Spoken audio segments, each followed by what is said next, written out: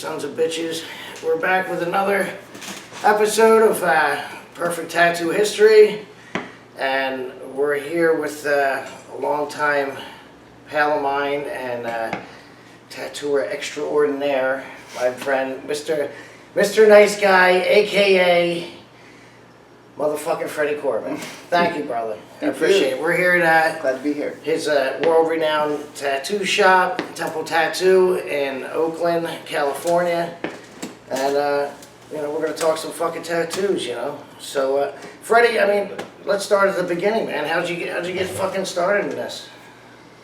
I just was really drawn to it, so I started getting tattooed by people that were in the area, and the more I got tattooed, the more people I knew, and that was how I got into it, pretty much. Right. Just jumped And in. who were some of them guys that you were getting tattooed by? That would be Erno Zabadi and Dan Higgs and Joshua Golden, Morbella.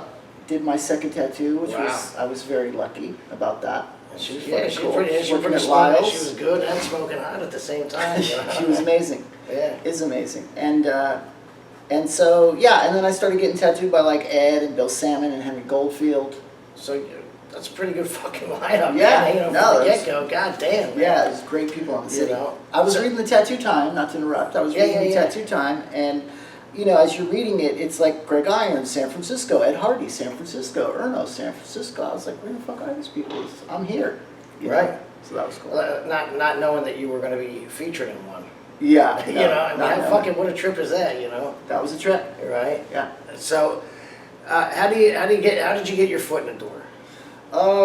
You know, luck, I guess, because Erno was a total pushover. Yeah. You know, anybody could kind of storm their way into Erno's. But, you know, it was something that like I really, really wanted, and I saw that there was an opportunity there, so I tried to keep it like cool and respectful, and it worked out great. You know, Dan came out from Baltimore, Greg Coles was working there. It was a cool, weird little scene. How much time did you spend there? I spent a couple of years there. Yeah. So you're there for a few years, and then what happens? I started getting tattooed by Ed. I started working with Bill, which was amazing. And this is Bill Salmon, correct? Yes, exactly. And that's when I met Bill Salmon and Junie. And working with Bill was amazing. And then Tattoo City opened. Worked at Tattoo City from like 91 to 96, and then I ran around for about a year and a half, and then I came over here and opened up in 98. That's the very short version of this motherfucker. Yeah, that is. That's what happened. You know? I mean, you know, people ask that. It's like, you know, I think most folks know the story or whatever. But they really don't, though. You know what I mean? So you don't understand. Me and you know these fucking stories. Sure. You know what I mean? Sure. But there's a lot of people that are just like, they don't know the ins and outs and shit, you know what I mean? Sure, So, yeah, I mean, I can talk about that. Yeah, man, I mean, you know, some of the inside scoop is kind of cool, you know, like, I know you and Sonny were fucking hanging tough together. Dude, and yeah, fuck, I didn't even mention Sonny. I worked with Sonny for a little while at Erno's, and that was fucking amazing. Yeah, working with Dan and Sonny, incredible. Yeah, I mean, Sonny was already a wealth of knowledge at that point, you know, from working at fucking Lyle's place, you know what I mean? He was. You know, something funny I'll tell you about Sonny is when I had been tattooing like maybe 6 months, you know. And Sonny and I were getting coffee, and he's breaking down all this like history and shit, and I'm just like, I don't know, I don't understand why you're not tattooing. Like, why don't you tattoo Sonny? Yeah. And he was like, I'm trying, motherfucker, I'm trying. You know, and I was just like, but he wasn't. You know what I mean? He wasn't trying. To him, he was just hanging around. Yeah, but that's all. That's trying. You know what I mean? That's what got him to move out and work for Howie's dad, which was like Jersey Shore. Well, you know, he didn't even go there. Like, fucking Bob got him the fucking joint with Fat Frank at South Street. Right, but did he go? Yeah, that's right. He went right to South Street, and then he would work with Bob sometimes. I think he went out there I don't a couple even think times. he bothered, man, because he went like right to South Street. Because once he got in that microcosm, like, he fucking didn't leave, man. You know what I mean? I know. There was no reason to. He was killing it. Dude, that fucking shop at 13th and South was ridiculous. It was the fucking only game down there, dude. Yeah. You know what I mean? Like, there wasn't, like, those Eddies and all that other shit. That didn't exist yet. And it was the only shop on, like, the and they were right next to the fucking hood there. You know, housing projects were, like, was a fucking gold mine. You know what I mean? Yeah, no, it was and like then fucking Higgs the and perfect- fucking Eddie would fucking work there on the weekends with him and bank it. You know? Yeah, yeah. So, And I mean, he turned the place around. dude, that place was a fucking It shithole was a whole- until he got his yeah. crow's nest upstairs and Yeah. fucking like cooled that shit up. You know what I mean? Yeah. Like, he really did hook it up. Yeah, he You know, did. and here's the commonality is with me and you is like fucking is Sonny. Mm-hmm. You know what I Definitely. mean? Like Yeah, Sonny and Howie. yeah, it's Sonny and definitely Howie. I mean, you know, both those two motherfuckers changed my life. You know, and Sure. shit, Sure. I'm eternally grateful. You know that I ran across those two. But look, man, you know. Let's not fucking be stupid either. I mean, like, you know, like as a human being, I help these fucking guys too. You know what I mean? Of They had course. some shit going on, Yeah. and my first, I didn't give a fuck about any of that tattoo shit. My shit was like, you know, here's fucking people in need of fucking some help. Sure. You know what I mean? Or they're gonna fucking die. Right. You know what I mean? And that's how it happened. Sure. And you know, I didn't, you know, dude, That's right. I don't look for nothing in fucking return, man. I don't give a shit about that stuff. But I was fucking really lucky enough that, you know, they kind of hit the chump.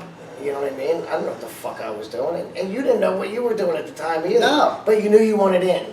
Yeah, I mean, I knew I wanted a tattoo. I knew that. Yeah, exactly. You know, And you were doing a lot of that tribal stuff at the time. Oh and yeah. and- I was and- trying Yeah. to. Yeah, but I it was love that really stuff. unique, you know what I mean? Like, nobody was doing it like that, you know? Like, fucking Leo had his thing, but you had, like, this angular thing going on, and I think, you know, it was different, I you know was, what I I mean? was trying to bring something to the table, I guess. You know, it worked sometimes it didn't. Remember how his fucking forearm? Oh my God, what a mess that was. Yeah, well, you know, he A little loved too it, busy. though. Yeah, but he loved it, though, you know? I don't think so. I never heard him bitch about it once, Okay, dude. I'll give you that. And you know he can fucking bitch. Yeah, no You doubt. know? No And doubt. so Howie is the Cosmic Commander of Wrestling who was heavily tattooed by a lot of fucking killer San Francisco artists and artists on the East Coast as well. Yeah. Was my business partner for a while, was a good friend of Freddys, and he is no longer with us, as is Sonny is no longer with us. God rest their souls. God rest their souls, and these are two, you know, guys, maybe not the greatest tattooers in the world, but definitely fucking changed tattooing for the better. Sure. You know no what I doubt, mean? For no sure, doubt. you know. Yeah, I mean, Sonny was like a little historian, you know. He Forget was, about it. I mean, that motherfucker could tell you what Cap Coleman ate for lunch, you Yeah, know, like, he could remember anything I think he read. yeah, It was like anything that he read or heard. He could Yeah. recite a record yeah. after hearing it a couple He would do it times. to me all the time, you know what I mean? It was amazing. I mean, he stayed on my fucking couch for a year and a half and left a big old bum stain, you know? God bless that motherfucker, you know I what I know. mean? Like, he's like, you know, there's those people like, you're like, man, that's my bro, but he was our brother, you know what I mean? Like, Of course. every sense of the fucking word. And he definitely, you know, he fucking, in his own way, looked out, you know? Well, you know, it's like you know that he was because I don't think I'd do that shit with like certain friend. If some doing shit like that, you just would be like, fuck this. This is like too much trouble, you know? But when you love somebody, you know, you're going to bring them into your home. You're going to do whatever you can to make sure they're all right, whatever you can to make sure that they're all right. Because, man, you know, I know, dude, he pulled a lot of shit with a lot of people. And you Dude. know what, dude? Man, not once did he fucking try any of that game on me, dude. You know what I mean? Not fucking once. Good. And, whatever. I can't talk about it too much. I get very No, reflect. I get super fucking, I do. I don't Sure, get, and we're I don't on fucking video. get like, yeah, I don't get like that about anybody else except that motherfucker. You know Yeah. what I mean? So, you know, Required. you're an edge, you get, yeah, I know you love that. So, you know, I mean, you know, like, there's fucking ups and downs in this fucking business as there is in life and shit, you know. You know, you came out in Philly, worked with us. I mean, we had fucking great times out there, man. You know, it was, I always loved coming to Philly. you know, and, you know, it's weird, you know, some people don't know shit like that. Like, you know, most people don't even know, like, Paul Rogers worked in fucking Camden, which is right across the bridge from Philly, and he was there for 16 years. You know, it's not even in the book that's written about him. So there's certain shit like that that people Sure. really wouldn't be privy to, so. Sure. And you were in American Graffiti and fucking in Sacramento. And, Yeah, like I worked a little bit of Primal Origin, a little bit of American Graffiti to like finish stuff and do also tattoo while I was like opening, and then I bounced over to Hank's and I worked there for a long time, which was, I always loved working over there. I worked over there a couple times, sat in more than a few times. Yeah, I mean, fuck, dude. I mean, that place fucking made a lot of people's careers, you know, going over there, dude. There's no place like it. There's no place like Hank's. Is it? No place like Hank's. Click, click. No place like Hank's. Click, no shit. You know? So what got you here, though? Like, I mean, like, what was like, man, this is going to be my fucking spot? You know, honestly, what happened is I was talking about what would be good neighborhoods to open up in San Francisco. And I was working with Eric Hogan at the time, and we were, you know, 2 stations in a room, we're hanging out, we're just bullshitting, and we were talking about, you know, I was saying, like, I think Divisadero, like, you know, a third of the way up Divisadero, kind of around Grove or McAllister would be a good spot, or maybe like Market, you know, this is 25 years ago. Yeah, sure. You know, maybe like Market, right, where like hate dumps into Market Street, because a lot of people drive through there, you know, and we were just talking about, like, you know, Berkeley, you know, Berkeley's East Bay's cool. We started talking about the East Bay, and he made a comment like, I think Oakland would be a good place, you know, and I was wanting to open in the Bay Area, but I didn't really want to open up in San Francisco because I'd been there for 11 years. Right. So you're looking for something new. Yeah, I was like, you know, there was a bunch of really, really good tattooers there, which was fucking cool. But, you know, I thought, wow, if I just come across the bridge, like I want to be in the Bay, but if I just come across the bridge, I can hopefully, there's not a lot of stuff going on over there right now, and I could service all the outskirt areas as well, you know? I mean, this was before there was a million tattoo shops. Rational thinking, of course. So, you know, the second, it was just one of those weird epiphany moments where, like, the second that he said Oakland, it was just like I just wasn't thinking about it. Right. I just wasn't using my head, basically. Right. Because I was thinking of, like, every place around it, you know? And it was like, once, like, the word came out of his mouth, it was like, yeah, well, duh, fucking Oakland, you know? And I started coming over here because I had only been here a few times. The whole 11 years that I lived in San Francisco. I mean, I came to a couple shows over here, a couple places to see shows in Berkeley, but that was really it for the most part. Everybody I knew was in the city. Chuck Eldridge was like the only tattooer that was out here, you know, that I knew. Right. At the time.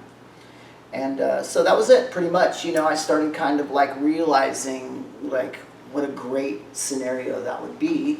And I'm like right across the bridge from where I've been. I can see it. Right, if you want to go over there, you can fuck off over there. Yeah, it's a little bit warmer, it was cheaper, it was flatter, and it was like, you know, you could go to the grocery store and like run some errands easily. Yeah, it wasn't so congested like San Francisco. Yeah, it is fucking packed over there. Yeah, it's a pain in the ass. It is a pain in the ass getting around too. Yeah. And so, were you living here at the time too, or did you move over here? No, I just, from that moment on, I just felt like I was coming to Oakland. And it took me a long time to find a spot. Like, I thought Ed Hardy had changed the world, and it would be easy. You know, I thought, oh, this is a tattoo shop, no big deal. And I was just getting turned down one after another, and I had, like, good numbers. And I just couldn't figure out, like, fuck, man, like, this is, you know, this is, like, way more difficult. Nobody wanted to rent to a fucking tattoo shop, dude. You know what I mean? No, and you're, like, trying to find that sweet spot between, like, you know, a broke area and an area that has something, and you're trying to, like, navigate what would be the most strategic place. You don't want to get just anything either, you know, just to get it. You want to be on the main drag, hopefully, or it's got to be a cool little area or something like that, you know, so I just kind of like, I didn't know the area very much, and I found a spot, and it ended up being, I went to look at the spot across the street, ironically, and didn't have a toilet, it wasn't... Was that the place next to the bean pie joint? Yes, the old Cannabis Club. Yeah. Yeah, it's the juice spot right now, so basically that spot, and the guy, I was trying to get a spot around the corner, basically. I was one behind somebody. The guy said yes. If the people ahead of you get it, they got it. So he's like, I got the spot around the corner. I came to look at it. It didn't work. But I waited 6 months because I was like, no, I want to be on the main drag. I wanted to be on Broadway. Right. And then after getting turned down a couple more times, like months later, I was like, I'm going to call that one guy that said yes back. Yeah. Go see what he has, right? And then I came to see it, but what was cool is this place was for rent. Oh, and shit. and it wouldn't have been for rent if I would have gone to check it out when he mentioned it, Right, which was right. like a few months earlier. Fuck. And then weirdly, I tapped on there was a little barber next door, and she was cutting the owner's hair. I asked a couple questions, and he's like, well, I said, what's up with the spot across the street? He was like, oh, that's my spot. And it just, boom. Yeah, you know what seems to be next day. the common theme when I'm fucking doing these interviews and talking with people is like every story has these fucking serendipitous fucking moments Sure. where like just the fucking tattoo gods or whatever Yeah. were fucking smiling on a motherfucker and Yeah, just man. led them to that place where they needed to be. Yeah. You know what I mean? And it happens all the fucking time. You know, there's something to it. I totally agree. And I'm not 'cause gonna you're not question getting it. the first place you want, Hell no. and then it's like then it gets really difficult. So they're you know, who knows? It's nice to think that there was like maybe a Like, little like I had to to get that one spot in the Northeast. I had to fucking build the shop, get rejected, then go and fucking do all this shit at court, get declined, and then be so mad the day I got declined. Fucking cruise up the street, found the spot, boom, I was in fucking a week later. rad. You know what I mean? Like That's so so that's great. how that kind of shit happens. Yeah, You know, yeah. It's, you know, whatever, man. Someone was making me wait and Yeah, telling me no, to fuck off, completely. and that place was a fucking gold mine. And like you know, it probably wasn't ready when you started opening, so it Yeah. just wasn't. You know, and it just works out the way it's supposed. supposed to work out. Yeah. You know what I mean?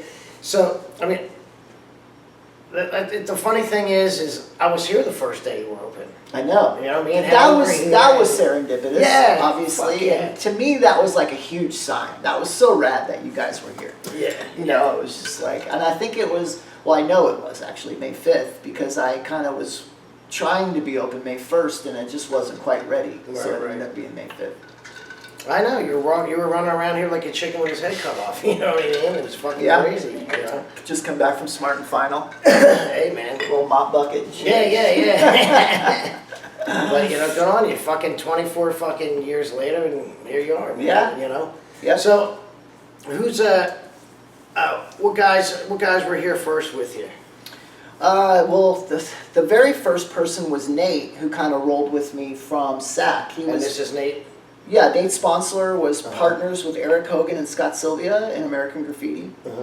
And he had been there for years, and he was dating a lady that lived in the city, so he just, it's not that he left with me. He basically, I came here and opened. He was like, yeah, I'll come sit in, that'll be fun. And then he came and he stayed, you know, and Right on. he just worked here. And then Jason came in. And he didn't leave. No, He was 22 here. years. Yeah, he was here a long fucking Yeah, time, man. yeah, amazing, up until last December. Wow. And then Chris Kahn came in after Jason, which was amazing. Yeah, I mean, you already got a You know, fucking and list of I was heavy already hitters. like on cloud 9, right? Sure. I'm like, wow, this is like, I'm working with my buds, you know, Khan's working here, this is great. And then Scott started working here. Yeah. You know, and it was like, oh my God, this is even better, you know? So that was cool. And, you know, it's just been kind of like organically on one ever since. Yeah, I mean, look, man, we live a pretty fucking gifted life, I gotta say, dude. You know what Yeah, I mean? I agree. Like, fuck, man, what other business can you fucking, like, travel the world and fucking... It's true. I mean, like Work with your friends. Yeah, work with your friends. with I your mean, friends and and we travel lived the out world. just about every fantasy we ever had. You know what I mean? Yeah. And every fucked up fantasy, you know, like, because you could afford it. You know, it was just craziness. You know, Totally. and doing it in every corner of the fucking world. You know, Yeah. like, fucking one day you're here, one day you're in Amsterdam, the next day you're in fucking Tokyo. It's so the it's next so day- wild. You know, it's, Yeah, it's and really it's wild. funny is we'd all meet up in all these fucking places. Yeah. You know what I mean? If one second we see someone here and then fucking Truly we're- magical. Yeah, like you know, it's true. Like I mean, businesses do have conventions, but they're also like working. And, you know, it's just like a really unique situation. yeah, but some of the fucking debauchery was just fantastic. Oh yeah. You know what I mean? Oh yeah. Just Tokyo, living, man, that was a Amsterdam. fucking dream come true for me. I know Amazing. That, you know? Yeah. Me too. You know, I went from the military, you know, and traveling throughout the military, and I gave you that fucking bug to fucking get out there and fucking do shit. And but getting into this was just a whole other fucking level, dude. You know what I mean? A lot of and there's no one to tell you what to do and where to go. Right? You just pick whatever. I want to go here. Yeah, I mean, in some respects, you can do, if you keep your shit together, you can almost do whatever you want, you know? Exactly. You know, you can't be a fucking dick either. No, of course not. I mean, especially if you're like open to the public and stuff like that. I'm just saying, like, you know, there's guys. I've known some quirky tattooers that are doing their thing, you know? Absolutely, man. So you're 24. I mean, where did you see like tattooing, like the advances? You know what I mean? Like from what to what? What do you think were some of the significant changes? You mean from like what, the time that I opened till now? That and the things in tattooing as well. You know, some of the changes in tattooing itself. You know. Well, I mean, it stays a lot. I mean, you know, a lot of this shit stays the same. It's, you know. Yeah, I mean, it's all basically the same stuff. But I mean, a lot of big stuff has changed. Sure. I mean, there's definitely like there's social media. I mean, that's a huge dude. thing I mean, for anything. Yeah, that didn't exist. It was so there's that. Telephone ads and newspaper ads. Yeah, that shit, man. Nobody just being able to like promote, to have an application that I can just be like, hey, I'm gonna be in this city in a couple weeks. Does anybody want to get tattooed? And then some people, people write you, and I mean that's pretty amazing. Yeah, that's huge. Like I mean, I remember when you know you remember the ads I used to run. I'd have a whole list of motherfuckers coming through. Yeah. And boom, I put it in that fucking city paper, man. And you motherfuckers would be booked up. You yeah, know, no, it's fucking true. that was the kind of social media in Philly was that city paper. Yeah, you know completely. I mean, that's what people would look at coffee shops and that's see where all the shows like what were. shows were playing. Yeah. And now it's fucking that's what Instagram is, you know, or whatever the fuck, you know. Completely. You know, MySpace, it's Facebook, digital. Yeah, but it's like a way, you know, it's way next level. Yeah, that and then like a lot of people changing over to rotary machines. That was the next thing I was gonna say. Yeah. I mean, there's definitely like. There's a lot more women, people of color tattooing. That whole movement for sure went down, you know, which is great. And so a lot of things have changed, which is cool. Look, if you're gonna have outcasts, they better be in every fucking race, creed, and color. Exactly. You know, I mean, yeah. And gender. I mean, there always have been people of color. There's always have been Black, Latino tattooers, Asian, all over the world. That's what's so great about tattooing. Absolutely. Is it's like this, like, you know, global language, art language.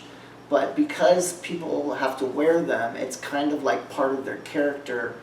And it used to be, it's not so much like this anymore, but it used to be that if you were traveling and you were somewhere weird, say you're in Thailand on the beach or who knows, and there's like some, you know, person over there that has tattoos, you could throw them a thumbs up or have a beer with them or be like, hey, where's the blah, blah, blah, fill in the blank. It was like it was definitely a connection to somebody, you know, because not everyone was fucking heavily tattooed. No. So the real heavily tattooed people kind of would connect, you know, on a different level for sure. Yeah. But now, I mean, everybody, since numbing cream came out, everybody now it's like, oh, we all wear clothes. You know, it's like, oh, they have tattoos, so what? Exactly. You know, that's a huge difference, man. You know. Yeah.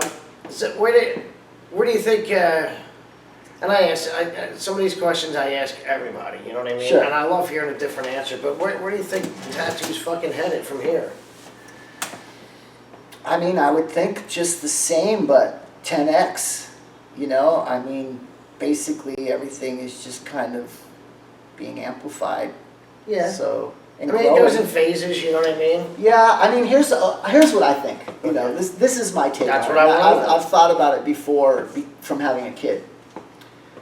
Tattoos will keep going and be popular. Let's probably another 30, maybe 40 years at the most. Because when all of their parents and grandparents have tattoos, they will not want tattoos. Yeah. You know, and all of the kids' grandparents, all the teenagers, all their parents and grandparents have tattoos. That's when tattooing will fall off. And maybe, you know, there'll be some cultural stuff, or there'll be some people that are like really into it or whatever. But that's when tattooing falls the fuck off. That's kind of cool because then I'll kind of get back to you know, the real nature of things. You know what I mean? Sure. The people that really fucking give a fuck about tattooing, and it's not a statement as for you to fit in. Yeah, I mean, it would kind of be back to the, you know, after like indigenous stage, but like the modern stage of tattooing, it would kind of go back to the same, to what it was. It'd be like full circle, because it would be people that were like really interested in it anyway. Sure. Even though, like, you know, 99.9% of the people aren't getting tattooed, they're the ones, and that would probably, you know, spawn like the next renaissance or evolution of tattooing. Absolutely. Yeah, I mean, I love talking to guys like you, because, you know, we're kind of the same era. I mean, you know, you got some years on me in tattooing, but like, I know you love tattooing just as much as I do. You know what I mean? Like, I fucking love tattooing, dude. Sure. I mean, it's given us everything, dude. Yeah, You know what exactly. I mean? I'd have fucking... How could you not? How could you not love it? Dude, I mean, Right? yeah. Like, before I've even gotten in any relationships, I'm like, listen, man, here's the fucking go. The shot comes first. You're second. That's just it. You know, it has to. Sure. In order for the relationship to work, Yeah. it could even, And if you're not cool with it, you can roll and shit. Sure. You know, I mean, No, I'm sure I'll the eventually lady find would someone. have to understand. They gotta understand to. that shit. You're married to this first. You know, and it has to come first, man, or everything else is just fucking done. Sure. You know, and I know you follow that creed as well. You know what Yeah, I mean? I You're mean, not gonna fucking, you know. I mean, I couldn't. Even if I wanted to, I couldn't. But basically, I mean, I've been with the same lady for 20 years, so Lisa, my she wife. gets it by now. Well, she not only gets it, she's a huge help. I mean, she does all the bookkeeping. She handles all the fucking bills. Yep. You know, Sunday school, Same here. tuition. Fucking, she's an assassin. Dude, And you I got your Lisa, live, I got mine. for the Lisa, record, and they babe. both do that shit. Yeah. I live so much better Fuck yeah, dude. being with her. And you know, like, you And know, I get to focus, not to cut you off, Yeah, but no, I no. get to just focus on the fun, artsy shit, you know, the tattoo part. Exactly. I'm not like taking days off to sit there and send the bills out, you know, so I'm super grateful for it. Sorry, go ahead. No. I mean, you know, the only thing, you know, my wife will complain about is, you know, it's not fucking glamorous for her whatsoever, you know. Exactly. It's like, you know, like she believe me, she would love Thank to God. hang out. She would love to hang out at the shop and fucking, you know, shoot the shit with the guys and this and that. And it's like, that's not where you're fucking needed. You know what I mean? Sure, But, sure. But fuck, man, I'm so, you know, I know you're so grateful that she deals with it. That's a fucking pain in the ass dealing with. Oh, that yeah, shit. it is. It's a huge pain in the I mean, ass. I've done it. I'm not good at it, but I've done it. And yeah, no, it's way better. Working as a team, Exactly, man. you know. But yeah, man, we had a fucking great day here today.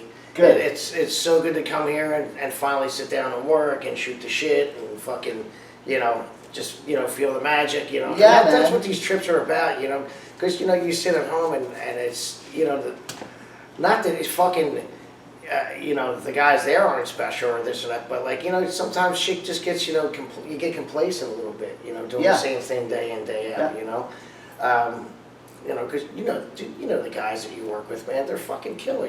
The place doesn't exist without. Oh, it's amazing. And you know, another thing too, like traveling, I've noticed, even when I've gone to like super dope spots, it still will make me think like, wow, man, I've got it really good at home. Absolutely. You know, the fact that it's like comfortable and easy and everybody can kind of get in and do their thing and not be in each other's way, it's not too cramped, like that's amazing, you know. The thing is, like, you know, I've been in a fucking ton of tattoo shops and shit and been around a long fucking time, but it's like, I haven't found that one place where I was like, you know what, I'd rather be here than my fucking shop. You know what I mean? Exactly. And it has never, ever happened. I mean, what a You know gift. what I mean? Yeah. And I'm really fucking fortunate, and I know you are too, so. Totally. I appreciate you taking this amount of time to fucking sit down and Of course. and talk to the nice people out there in YouTube land. Hello, Hi, you nice happy people. So, Well, I want to say that I'm Yeah, super yeah. stoked that you guys are here, and it's fantastic to see Angus, and Absolutely. he's killing it. And you know, I wish that I was here. Like dude, how hard is he day, fucking and- killing it, dude? You see his fucking tattoos? He's killing Unbelievable. it. He's killing it. You know I what saw I his Instagram page when I made the post, and you're fucking killing it. I didn't have time to jump in there like I would, but I'll be back. So yeah, I mean, you should No, must be Angus, like you go super like proud of this. him. We'll There you backpack. go. Yeah, for sure, absolutely. for sure. And So- I had a blast today. Absolutely, You know, man. sorry I worked Love late, you, Freddie. but love you too, as buddy. always. And then see you later, everyone. See you next time.